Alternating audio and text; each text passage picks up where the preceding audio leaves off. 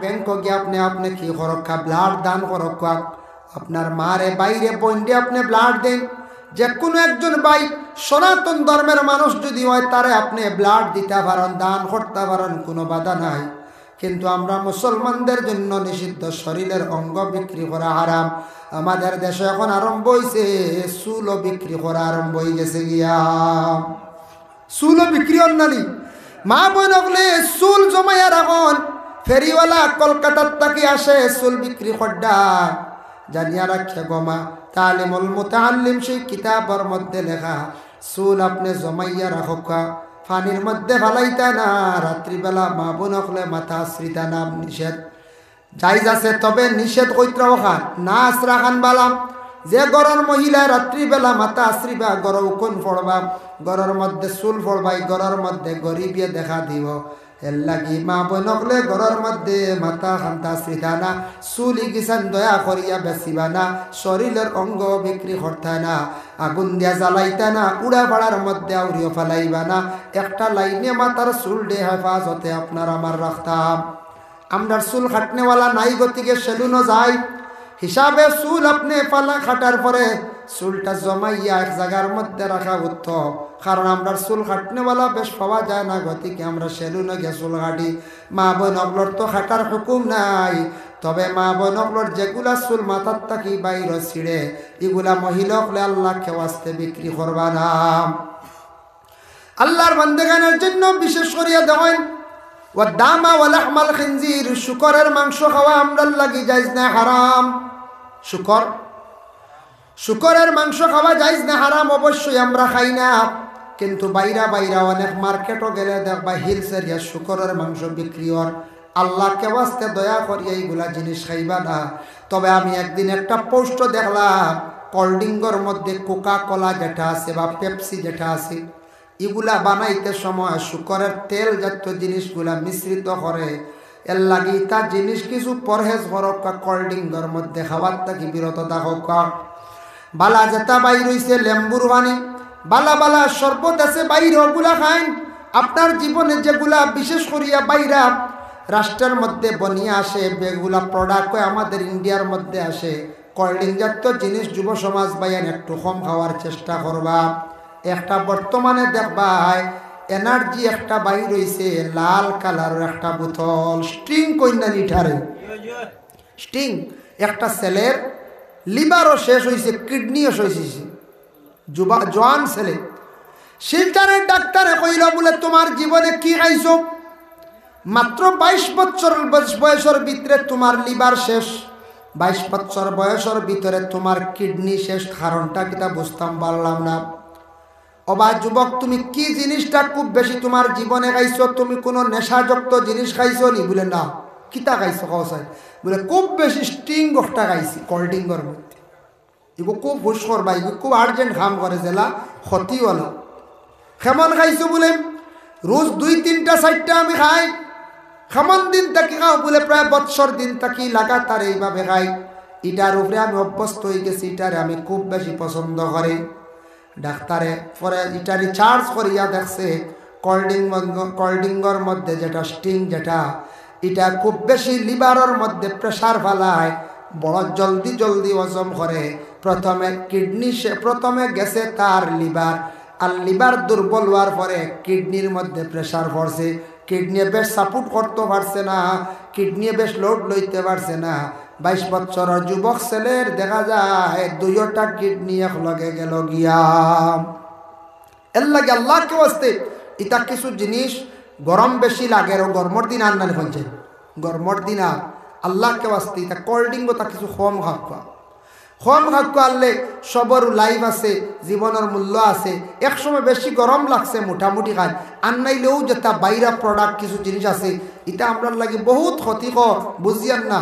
খাইয়া আর খাই কোনো সময় খাইছেন একটা লাইনে খাই আপনার ক্ষতি করব। বিভিন্ন এটা বেশি ঠান্ডা খাইলে গলাতে এফেক্ট হয়, টংসিলর প্রবলেম হয়, ফেরেঞ্জাইটিস রোগে দেখা দেয়। এর লাগে এটা জিনিস খাওয়া কমাক, যে জিনিসটা আমরা লাগে ক্ষতিকারক এটা কমাই। আল্লাহর বান্দাগান এর লাগি বিশেষ করিয়া এই দুনিয়ার জমিনের মধ্যে আরো কিছু জিনিস আছে আমরা লাগি ব্যবহার করা হারাম। সোনা যেটা আছে এটা আমরা লাগি বিলকুল ব্যবহার করা ইয়া থাকছে কি হারাম। খাল লাগি পুরুষের লাগিয়া, মহিলাদের জন্য যায়। পুরুষে কোনো সময় মহিলাদের যেটা জিনত এটা পুরুষে ব্যবহার করতো না। আমরা দেশ কিছু ছেলেদের হাতের মধ্যে চুড়ি পাওয়া যায়, গলার মধ্যে সরা পাওয়া যায়, বাইরে ওগুলা খুলকা ইটয়া থাকছে গে মহিলাদের জিনত। আর মহিলারা পুরুষের জিনত যেটা আছে, কাপড় যেটা আছে, এটা আল্লাহ কে ওয়াস্তে ব্যবহার করতে না। এক অন্যর লাগি এটা ব্যবহার করা হারাম আল্লাহকে ওয়াস্তে। এই ধরনের জিনিসটাকে আমরা বিরত থাকতাম। পুরুষে দেখো কাম যত সুন্দর করিয়া পুরুষের জীবনে তার চুল রাখো কাম, চুলো খালি ডিজাইন করুক কাম, মানছে তানোর সুন্দর হইতা নাই। চুল যত লম্বা করুক কা, যত ধরনের ডিজাইন করুক কা, মানুষ কইবা বয়স যদি হয়ে যায় তারপরে কইবা খানোর মস্তা নাইজন কইবা না। চুল যদি ডিজাইন করেন বয়স 50-60 হয়ে আসছে, এর বাদে কইবা খানোর মস্তা নাই জানো, হোমাঞ্চে মস্তানু কইবা। পুরুষের সৌন্দর্য ইয়া থাকছে গে দাড়ি। নবীর সুন্নত যদি রাখিলায় অটোমেটিক সৌন্দর্য দেখা দে, সম্মান আল্লাহ জমিনে বাড়াই যাতিলায়। আর মহিলাদের সৌন্দর্য হইল চুল। মহিলা যদি চুল কাটে, যত কাটিয়া ডিজাইন করক কোনো সুন্দর নাই। বাংলাদেশে অতি শিক্ষিত মহিলা তসলিমা নাসরিন চুল কাটিয়া ডিজাইন কষলা, মহিলার জমিনে সম্মান নাই।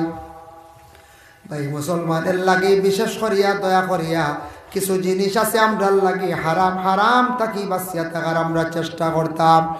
আহলে আরবের মানুষ আল্লাহর রাসূলকে বিভিন্ন সময় প্রশ্ন করতাম।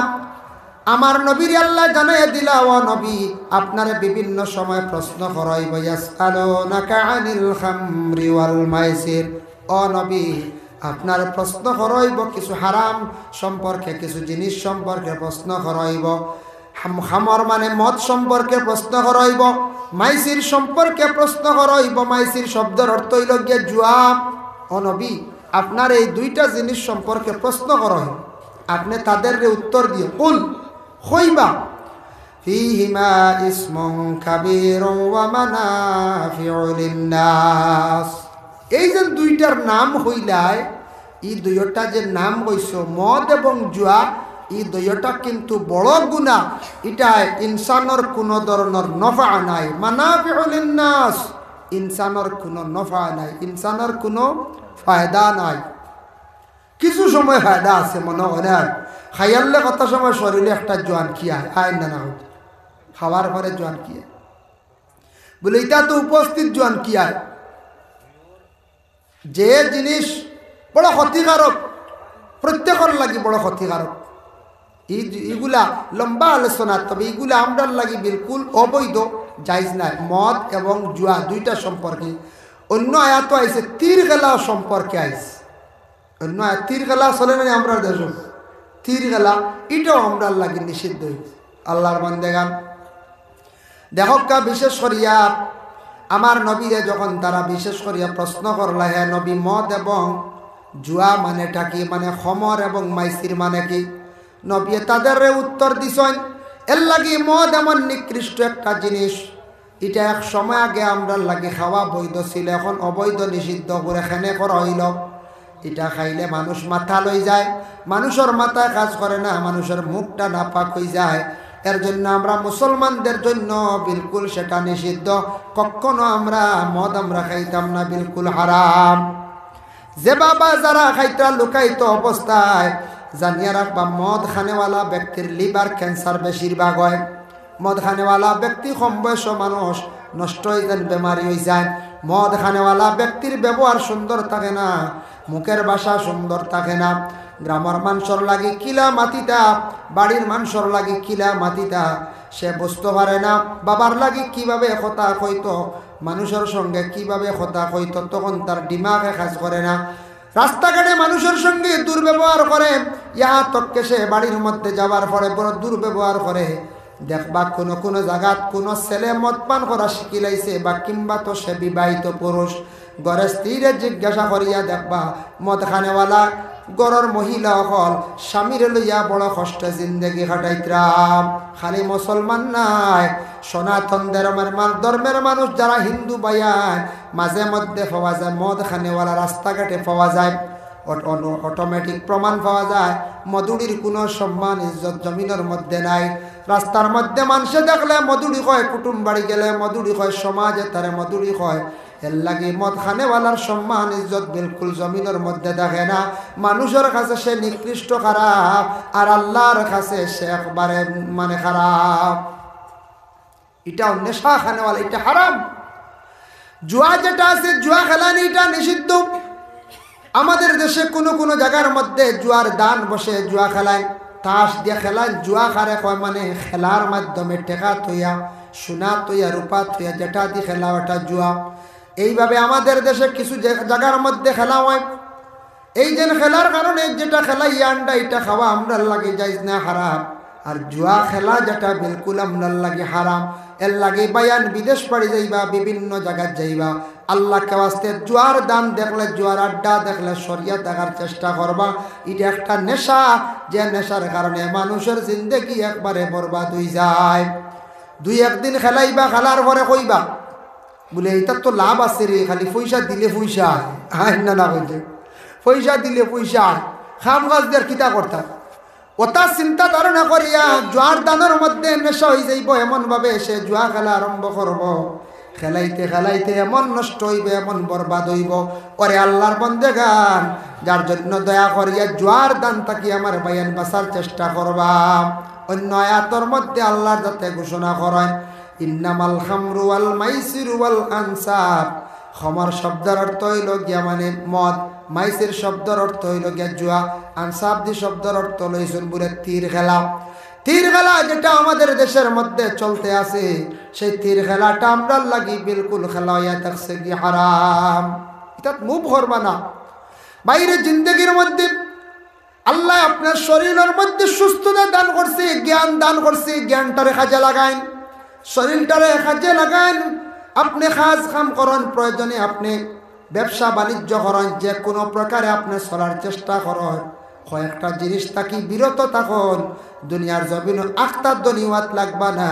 আখতা যারা দনিওয়াত লাগছন, এরা বেশিরভাগ বিপদগ্রস্ত হইয়া জেলের মধ্যে আসন কিনা। আজকে বরাক ভ্যালিতে কত মানে শোনা যায় মাঝে মধ্যে সরকারে কঠিন পদক্ষেপ নিছে, খালি ড্রাগস ব্যবসায়ী যারা আসন এরারে দরপাকড় করা হর কিনা।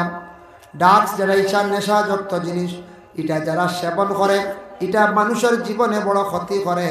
ড্রাগস বিভিন্ন রকমের ব্যবহারকৃত জিনিস, যেটা নেশাযুক্ত জিনিস খাইলে মানুষের লাইফ বরবাদ ধ্বংস হয়। এর লাগি যেটা আমরার লাগি খাওয়া নিষিদ্ধ, এটা ব্যবসা আমরার লাগি নিষিদ্ধ। আমাদের দেশের মধ্যে কিছু জায়গা শোনা যায় এই ধরনের ব্যবসায় জড়িত। প্রথমে বোঝা যায় না, হঠাৎ পুলিশে ধরলে পরে প্রমাণ পাওয়া যায়। তবে ধরা খাইন খারা ধরেননি, মাঝখানোর এদের বুঝা নেই, কন্ট্যাক্ট করো। মেন গুড়ি মালিক যে ইগু বাড়ি বুয়া, ইগুর খবরও নাই, ইগুন ধরা খাই না। ও মাঝখানো বেপত হরিয়া খালি ড্রাইভার গুয়ার লগর বাউনি যে গগু মারে, লগে বাউনি মল্লম, ড্রাইভার কোথা মল্ল বলে কিলা মল্ল ধরা খাইল। আজ তাকি কয়েকদিন আগে শুনলাম মিজোরামের সরকারে কয়েকজন ডাক সহ 10 লোক এরারে 12 বছর পর্যন্ত বাইরে সাজা দিলাইল। শুনি অবাক হয়ে গেলাম। আজ তাকি মাস থেকে 1.5-2 মাস পূর্বে শুনলাম করিমগঞ্জ জেলা কারাগারে আমাদের মহামান্য আদালতে একটা সাজা দিল। 3 জন মহিলা, 2 জন পুরুষ, 5 জনকে 10 বছর করিয়া সাজা দিল। বাইরে এক তো দুনিয়ার জমিনের মধ্যে কষ্ট করবা, 2 নম্বরে জমিনের মধ্যে লজ্জিত হইবা, শরম পাইবা, বড় কষ্ট করবা। আর এটা হারামকৃত ব্যবসায়ীটার তাকে পরহেজ করার চেষ্টা করবা। বর্তমান সময়ের মধ্যে আমরা হারাম কি জিনিস বুঝিয়ার না, মনের ধারণা হয়তো বলে কয়দিন খামাই করিলাই বাদে তৌবা করিলাই ইলা মনের মধ্যে ধারণা নিও না।